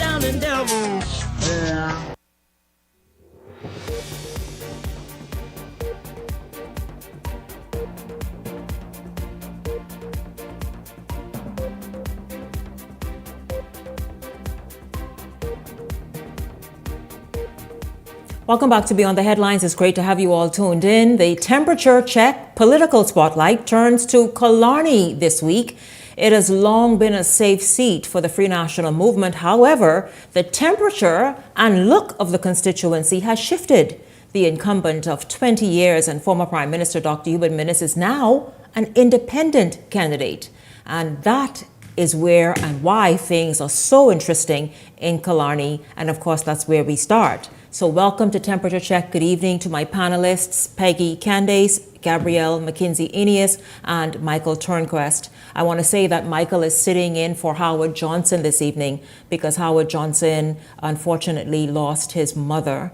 And so our thoughts and prayers are with Howard this evening. Michael, good evening to you. It's good to have you here. Good evening, Shanique. Good evening, Bahamas. Of course, good evening to you, Peggy, and Gabrielle. Good evening to you both as well. Good evening, Shanique. Good evening, Bahamas. And I just want to take just a quick second to publicly send condolences to our colleague and on the passing of his mother and to his bereaving family. I want to say, yeah. I want to say, if you both are okay, I can move on. Yes. Okay. So I want to just go and let everybody know and introduce to everyone the candidates in Killarney. It is one of those seats, and we predicted it early on. We just didn't know how this was going to become the race to follow. So here is the lineup for you. The incumbent independent candidate is and former Prime Minister Dr. Hubert Minnis. The PLP's candidate, Robin Lyons. The Free National Movement's candidate, Michaela Barnett Ellis. The Coalition of Independence candidate, Dr. Veronica McIver.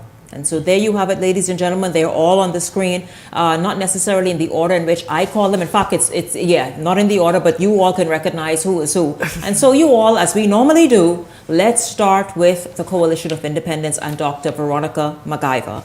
What is it that you have discovered about her in Killarney? It is not her first time contesting that seat. She ran in the last general election. She again is the candidate and the standard bearer in this general election for the COI. What do you all know about her? How has she been showing up and is showing up in the constituency this election season? Good evening, Bahamas. Good evening, Shanique. Thank you once again for having me. Well, I did my research, of course, with Dr. McIver. Found out that she actually lives in Killarney. She's a constituent of Killarney. She's also the Shadow Minister of Health for the COI party. She's the deputy leader. She has a YouTube channel where she does a lot of addressing national issues. I found a page with her. She talked about family and her career. But I was unsuccessful once again in finding information on a campaign that she's running in Killarney. She's one of those who actually have a social media presence. So she's active on social media? She's active on, I found a YouTube channel where there are a number of videos addressing national issues. But I was unsuccessful finding information or pictures and videos of her actually campaigning. I also found out that she's been active in Kalani for a very long time. And so I guess she is moving along those lines of being a constituent of Kalani and someone who has worked in Kalani for many years. So Dr. Veronica MacGyver, a retired dentist, has been doing a lot of work. But before I go there, I want to put the disclaimer out, Shanique, if you may permit me. Go ahead. You know, last week, there was a little love-hate relationship going on. We can get to Dr. Minnis. So I just want to put the disclaimer out that tonight, the love-hate relationships are going to continue. Oh, Jesus Christ. But the people that hated me last week may love me or may be a little bit indifferent. The people that love I'm me, really intrigued. and then the people that love me, I don't know. Y'all may continue to love me, I don't know. But I'm just going to deliver the news I have for you about Kalani tonight. Okay. And just know that I love you all back. Jesus. Okay. Now, what have you found out about Dr. Veronica MacGyver? Now, on to the real news. Kalani, the most interesting seat, I believe, of them all. I think if we had a top three seats of interesting mixes, it would be Kalani. What we know, because there could be other independents that nominate on that day. So we're only assuming that this right now, as of today, is going to be a four-way race. I do not want anyone under the sound of my voice to sleep on Dr. Veronica MacGyver.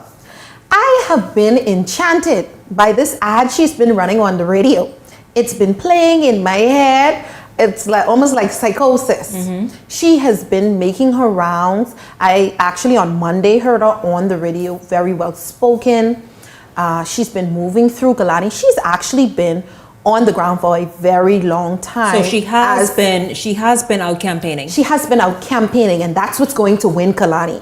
So while we love the post and we love all these things, this woman has been touching people. And she has a campaign song. And she has a campaign song that really jiggy. I ain't gonna lie, Dr. MacGyver, that song, I feel you on that. I feel like she could attract a lot of young voters with that. She is actually picking up a lot of momentum because she's been there longer, on the ground longer than even former Prime Minister. When I say that longer, I mean, because his hands was tied with some other things, she's had time. She was not a member of parliament. She's had time to consistently be moving around, touching people.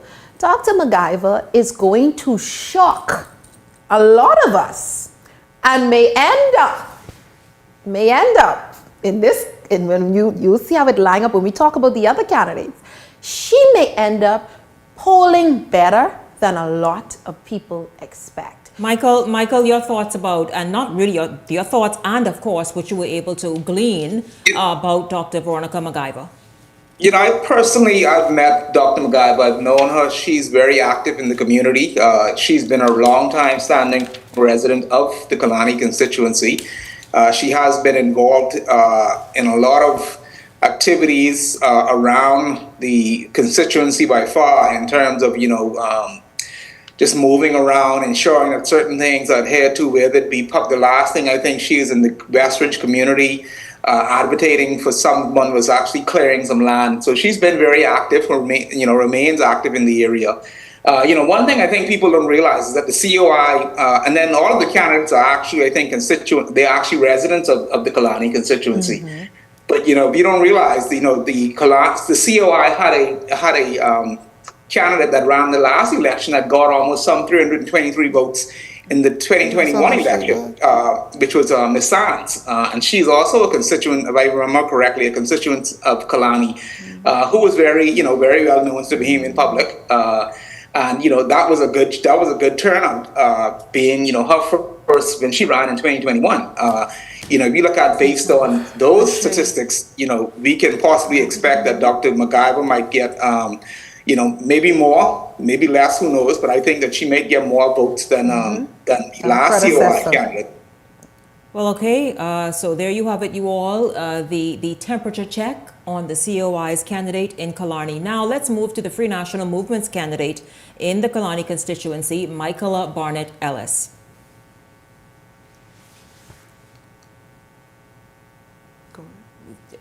Oh, okay. My findings of Ms. Ellis, a lawyer, mother, and of course a senator.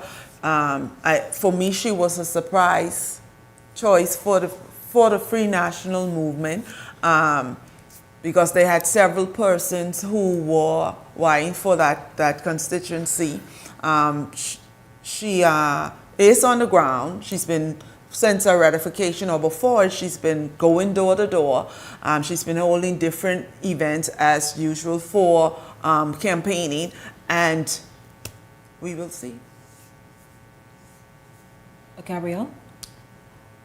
The Free National Movement's candidate, Senator Michaela Barnett, has before her a mountain in Killarney based on my findings.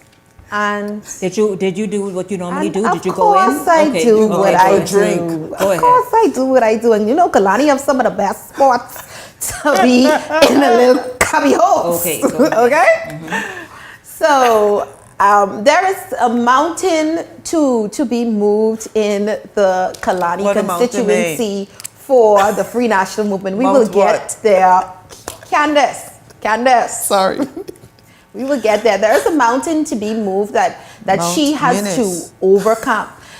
A lot of persons are divided on their decision in whether to support, and I know we don't like to talk about the other person, but given the circumstances, I hope you would oblige on whether to support the incumbent who won the seat 4 consecutive times under the Free National Movement banner, or to support Miss Michaela Barnett Ellis.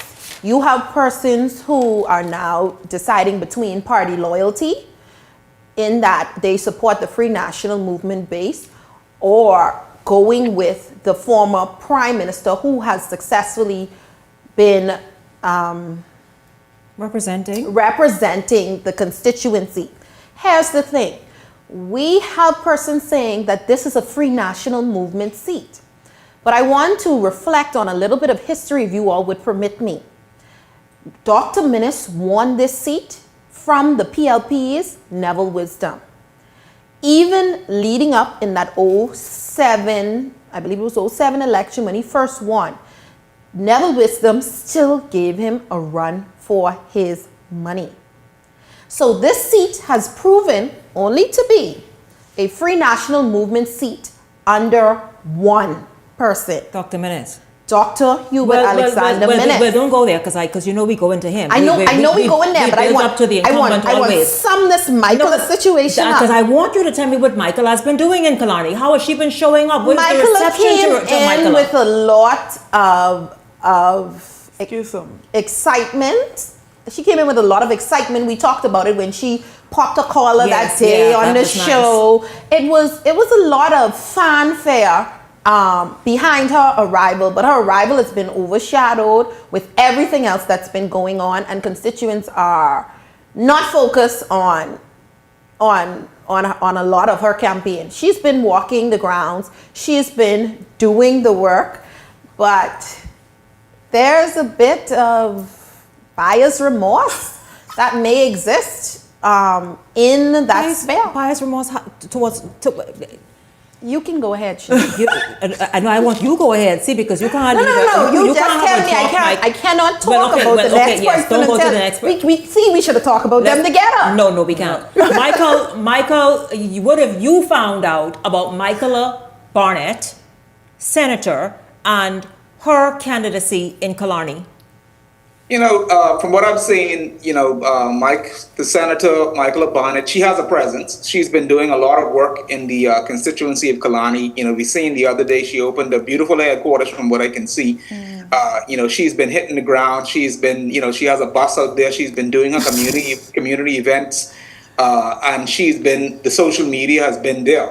But, based on, if you look at the statistics over the last 3 elections, in 2017, the former Prime Minister won, I think, because he was vying for leadership at that time. But in the last 2021, the last election, he only won over the PLP by some little over 500 votes. I want Michael knew. That's why I'm going to be nice to Michael. If you run on again, Gabrielle, you're getting slapped live. Michael, let's just focus on, because we get into Dr. Hubert Minnis. Threats of harm live. Threats of harm live. I'm going to have the contact Michael, I want you all to say, how is Michael, because this is a tight race in Killarney with four real viable options. She is showing up. She has the presence. Her boots are on the ground. She's doing what's needed in terms of to run a proper campaign. You have four very strong candidates in one area. All are basically showing up, but Michael is actually there. You can see everywhere. She's everywhere on social media. I mean, she is a senator, so she has, the presence of the media as relates to showing up in the Senate and doing what's needed and speaking out in the Senate. So we have to say that she is actually a viable candidate, and she is doing the work that she needs to do in order to be a contender in this race. Okay, so of course we have already looked at the COI's candidate, we have looked at the FNM's candidate, and now until they give me the cue for a break, we can start and then come back following the break. Again, they are the four candidates in the Killarney constituency. There is Senator from left to right, Michael Barnett Ellis, the COI's Dr. Veronica McIver, the Progressive Liberal Party's Robin Lyons, the Independent former Prime Minister won the seat 4 times, Dr. Hubert Minnis. So now, there you have it, Shanique. There I have it, the cue to take a break, and then we go in. When we come back, we will look and see how Robin Lyons, PLP, is showing up in Killarney. And then, of course, what you all are waiting to hear, Dr. Hubert Minnis. What is Killarney saying about Dr. Hubert Minnis? We are back in a moment.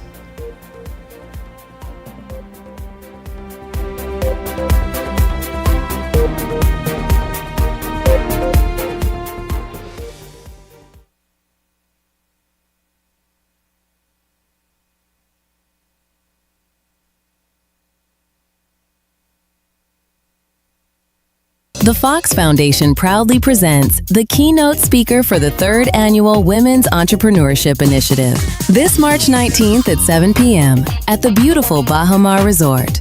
Get ready to be inspired by Randy Zuckerberg, tech innovator and the creator of Facebook Live. She revolutionized real-time digital engagement, empowering individuals and brands to broadcast instantly to global audiences. And now she brings that innovation and insight to the Fox Foundation's 3rd Annual Women's Entrepreneurship Initiative, March 19th at 7 p.m. at the Bahamas Resort. Under this year's theme, Give to Gain, join us for a night designed to inspire growth, spark opportunity, and strengthen the future of women in business. Play for fun, not for funds. In the Bahamas, we play hard, but we live smart. We love a little competition. A little excitement, a little thrill. And at Island Luck, gaming is all about entertainment. Shared moments, celebrating the wins, and enjoying the experience. The key is simple. Play for fun, not for funds. When you set a budget before you start, and know your limits, you stay in control. And when you're in control, the game stays what it's meant to be. Fun. So play for fun, not for funds. Must be 18 and over. Island Luck reminds you that it's only a game, so please game responsibly.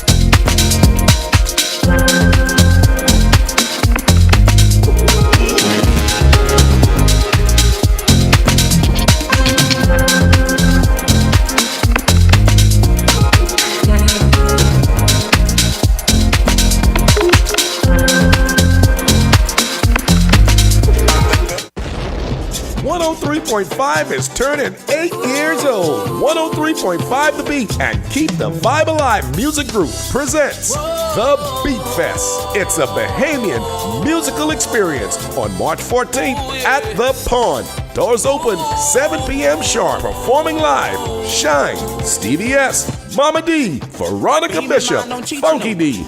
All backed up by the Pond Band. Hosted by Joe Cools, 1K Gaza, and Jess Mo. Music by 103.5 The Beat DJ. Tickets available now at all Beauty Shack locations. General admission, $30. VIP, $75. Get your tickets early. Spots are limited. Sponsored by Mazzari International, The Plug, and The Beauty Shack. And of course, 103.5 The Beat. The Fox Foundation proudly presents the keynote speaker for the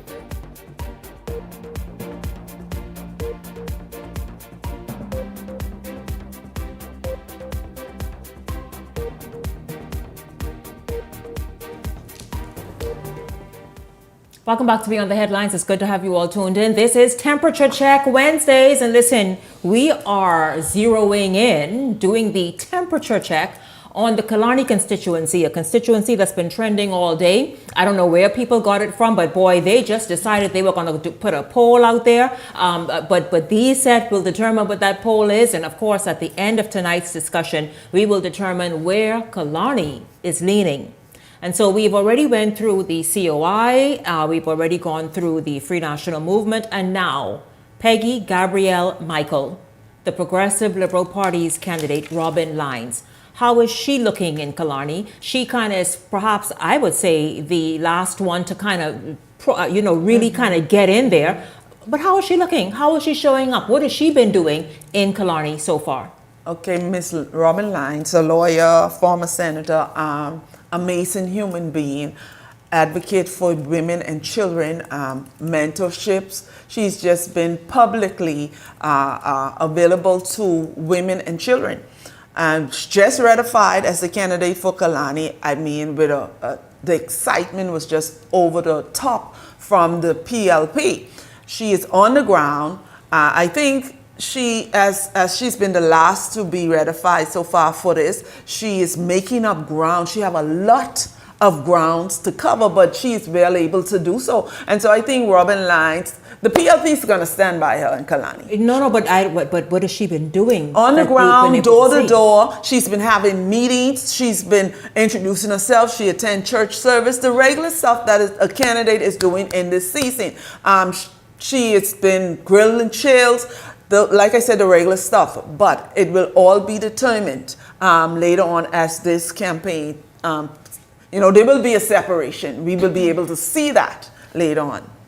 So my findings about attorney Robin Lines, as she also recently hosted something in, I believe, the West Winds community, which I was told by residents that had a really good reception there, that Miss Robin Lines she's opened an office in the Sun Fun Plaza, West Bay Street. She has a website, and this is what the persons, and I made a little bit of notes because it was a lot.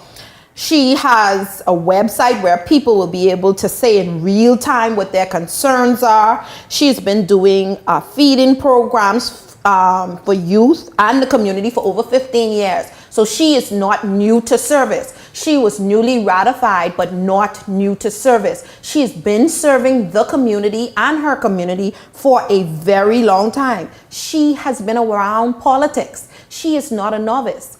And as I've been made to understand, her predecessor is 100% supporting her. Yes. This is powerful. Duncombe. Give me the first Senator. name. Senator. What's the first name? Why is it evading me? Ronald.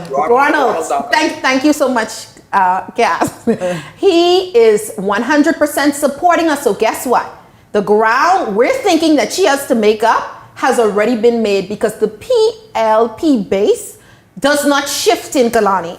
If you look over the election cycles, and I like to bring data into this, a lot of people think that these are emotion-driven spewts. They're not. Let's look at the numbers. Let's look at the fact. The PLP base in Kalani has not moved, while the F&M's numbers has fluctuated with Dr. Menace, and due to this situation will fluctuate. The PLP's base has not moved, putting Senator Robin Langs, was she former Senator Robin Langs, in a very good place. Very good place. The place you want to be in this election. And guess what? She's fair. She came out with tenacity, and she has the guts and the gumption to stand up in the face of opposition, even in her own party, when she defended. I want to remind the viewing public where she defended Senator Michaela Barnett Ellis against statements that were made against her. She's a member of the CWIL, I believe. She serves as either president or vice president of that, advocating for women's and girls' issues. So she is a powerhouse of our generation, and I believe that she will do well and will do good things. I'm done. Michael, your thoughts on Robin Langs? You know, Shanique, like I always tell people, you know, Ms. Langs doesn't need any introduction. She's a very popular PLP within the party, and she is one of those persons with that type of personality. Wherever she goes in Kalani, that being the local watering spots, people will gravitate. She has that personality where people comes and just they speak to her. She's very open, which is going to put her ahead in terms of getting, you know, whether it be bringing some votes cross over to her, but she's going to, she has a very, very strong chance inside Kalani. Kalani has been one of those constituencies where, you know, the F&M, the only time that the F&M has won, you know, considerably by a large number is in 2017 when Dr. Menace ran for leadership. So, I mean, she is one of those who is, I think, one of the leaders right now in terms of in the Kalani constituency.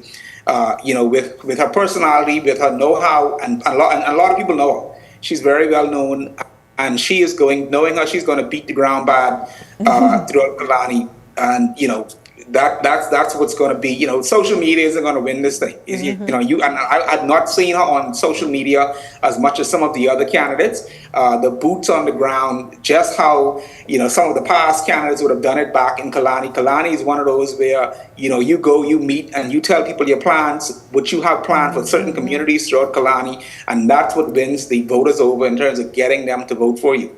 Okay, well, there you have it. So now let's move on to the incumbent. He has won the seat 4 consecutive times. Former Prime Minister and present Member of Parliament, Dr. Hubert Minnis. What have you all discovered about Dr. Hubert Minnis? How is he showing up? How is he showing up as an MP? Not just this term, but since he's been elected, that keeps him being re-elected. Doctor. You know, go ahead. Go ahead, Michael. Go ahead, Michael. No, I mean, everybody knows Dr. Menace has been, you know, I think his leadership was rejected in 2021, but he's always been accepted as a member of Parliament, especially in his constituency. He's always known for doing innovative things. He was, you know, then in his younger days, he was kind of setting the trend in terms of what an MP should be doing and how you do it differently and how you show up and put up. And, you know, he continues to do that. I think that's what a lot of his constituents respected about him. You know, I think in 2021, you know, his leadership style is what people just were not interested in anymore. But of course, him showing up as an MP, he has always done an excellent job in Kalani. He's always been, you know, stayed in close contact with his constituents. Now, him being an independent, you know, are people going to say, hey, we're done with the party politics. We're going to now vote for the person and not for the actual party. Do you think Kalani is one of those constituencies where they can make a decision like that? I think they can, because a lot of persons in that particular constituency do not want much. They don't need for much. They don't need to come to their MP saying, I need this, I want this, I this, that, the next. They're just looking for community, social things of that sort that brings communities together and things that they can socially do within, whereas though, you know, it's a well-knitted community, whereas though persons are, you know, that I am thy neighbor's keeper. Peggy? Yes, Dr. Minnis has established himself to be a great Member of Parliament serving in Kalani for 20 years.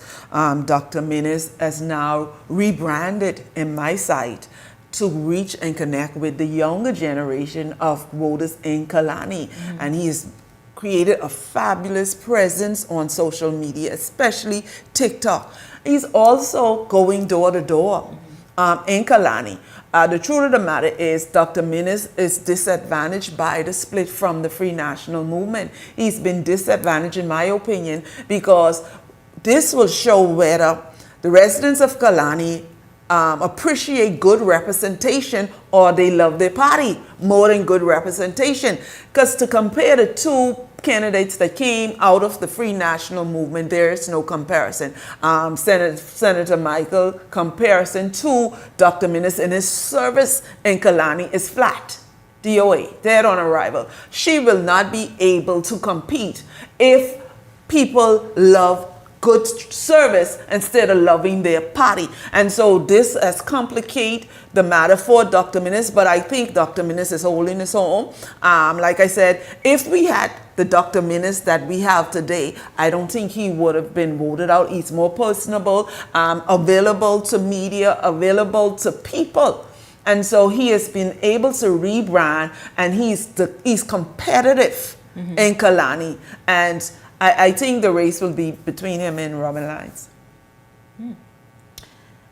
Dr. the Most Honorable Hubert Alexander Minnis, Member of Parliament for the Kalani constituency, who has served 4 consecutive terms, duly elected, effective 2007, underneath the Free National Movement's banner.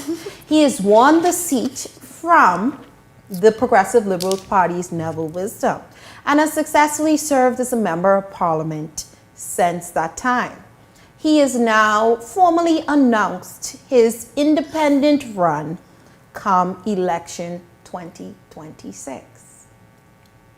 So, let's talk about Dr. Minnis, because y'all thought that's what y'all was getting. Hey, That's a good question. You gotta get some entertainment, okay? Dr. Minnis has been a phenomenal member of Parliament. We are not disputing that. His representation, we are not disputing that. The members, listen, let me not speak for me. I'm speaking for the persons that I've spoken to in Kalani.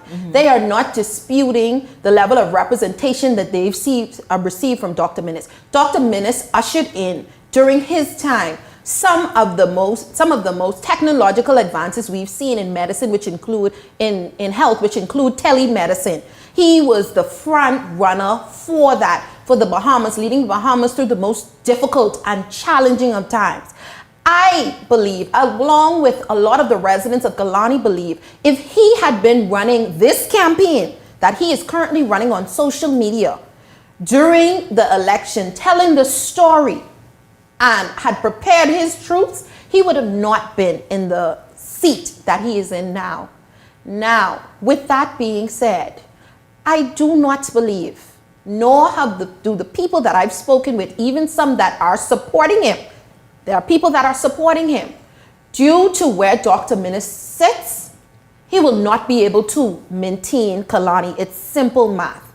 He would have to drive out and run up a new base of voters that have matriculated into Kalani. Dr. MacGyver, and I'm glad we've talked about all of them. Dr. MacGyver is there. She's going to pull those persons who would have supported the COI in the last time, and I believe she's going to increase that number. Senator Michaela and Dr. Minnis are going to share votes.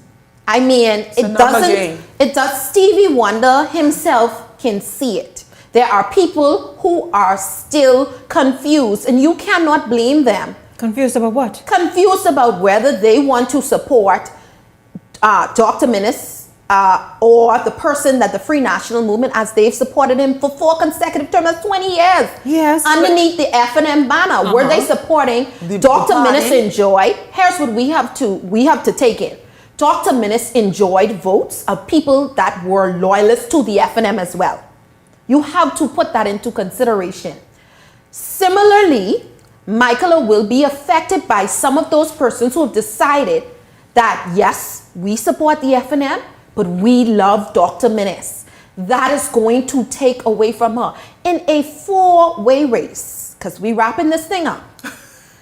this is going to poll in favor for the PLP whose base is unmovable. Unmovable, unmatchable. It is Ain't going simple. nowhere. So then, okay, and you all already kind of answered the next question. So so overall, what you're saying about Dr. Minnis tonight? What I'm saying is he's been a great MP. I'm not certain if he will nominate, because he still has time. I'm not certain if he will do it.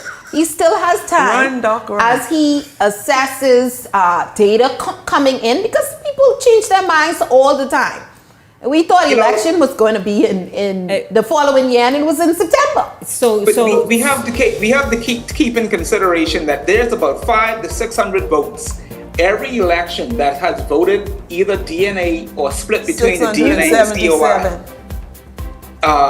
So there's roughly about, I would say, 500 to 600 those voters that sit on the fence and can go either way, or they can go COI, they can go Dr. Minnis, and that right there can cause an election. Yes. Now, Michael, you jump in very quickly. How is Killarney leaning right now tonight? PLP, F&M, COI, Independent. How is it leaning in your estimation? In me being around Killarney in certain places that I go, a lot of people are still rocking with Doc. I mean, you hear it a lot around. I've seen it. Yeah, I've seen it. And yeah, I've seen a lot of people. They're still going with Doc. And that's just he's a tough cookie. He's not a pushover. Gabrielle, how is Killarney leaning right now? The cookie is going to crumble because right now, at present day, if you call the election in Killarney, it's leaning PLP with Robin Lyons. Peggy, how is Killarney leaning right now? PLP, if Robin Lyons maintain what Mr. Duncombe had in place, 1,948 votes, and the F&M votes are split, it's a number thing. Robin Lyons will walk away victorious. Well, there you have it this evening. So that was 2 PLP, 1 independent in terms of where Killarney stands right now. Temperature check is, listen, it's getting hot. You all see this, how this needle is, where is it? How this needle just got, it's over there. It's getting pretty hot, I'll tell you this. Listen, I hope you all enjoyed it, because I know that people in Killarney were glued. You understand me, y'all? Yeah. Glued to their televisions, their online streams, all the rest of it. We'll revisit. I thank you all so much. Of course, at the top of tonight's show, Minister of National Security, Wayne Monroe, and then, of course, the Temperature Check crew. Our thoughts and prayers, of course, to Howard. Michael, it's good to have you here this evening. Peggy and Gabrielle, thank you as well. And a big thank you to all of you, your participation, you're pushing the show out there. Temperature check, they love it, y'all. Let's keep it coming. I look forward to seeing you right back here tomorrow evening. Even in Jamaica. In Jamaica? Yes. Hello, Jamaica. Thank you for watching. I look forward to seeing you right back here tomorrow evening for the entire Beyond the Headlines team. I'm Shanique Miller. Make it a great evening, everyone.